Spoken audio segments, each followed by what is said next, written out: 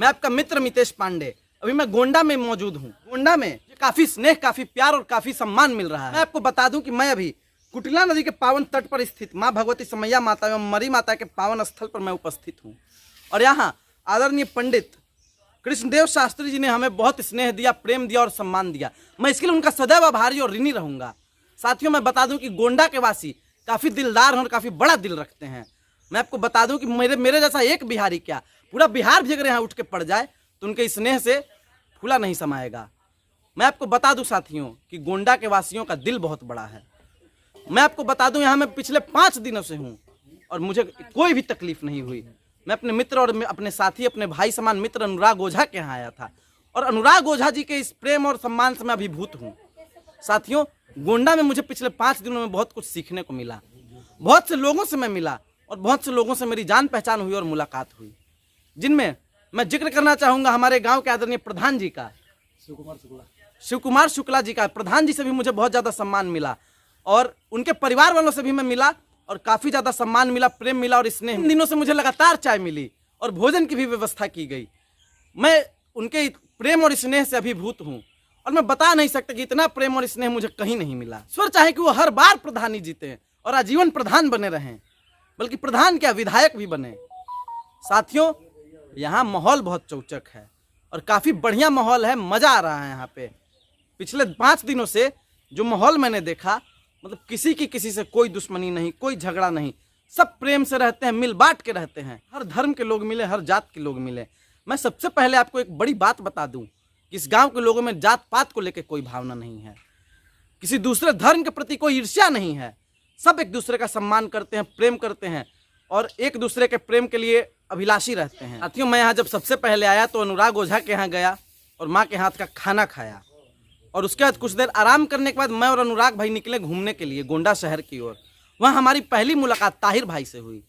ताहिर भाई ने बड़ा स्नेह और प्रेम दिया।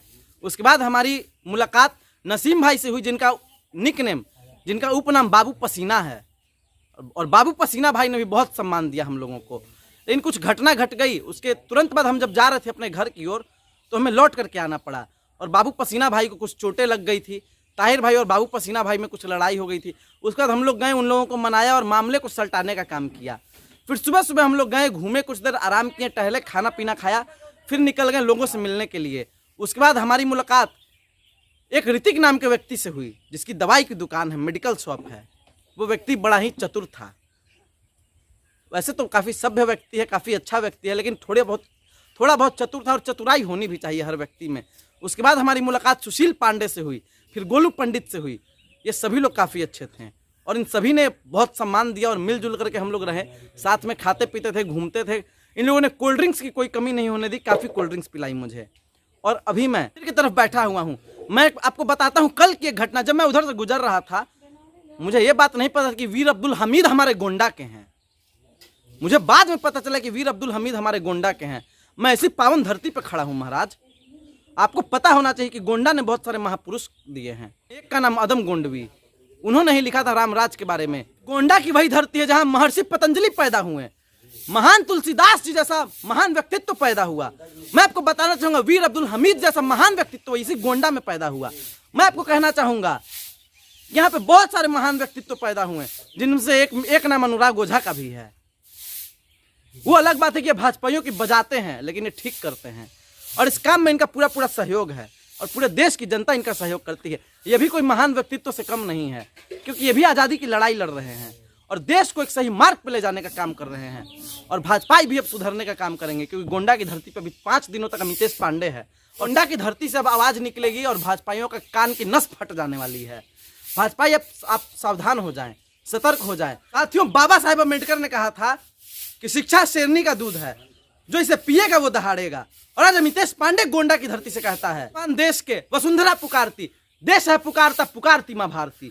तो माँ भारती की पुकार सुनो और देश की पुकार सुनो और देश के लिए लड़ो, क्योंकि जब तक देश के लिए नहीं लड़ेंगे तब तक हम वीर अब्दुल हमीद को श्रद्धांजलि नहीं दे पाएंगे, गोस्वामी तुलसीदास जी के वचनों का पालन नहीं कर पाएंगे।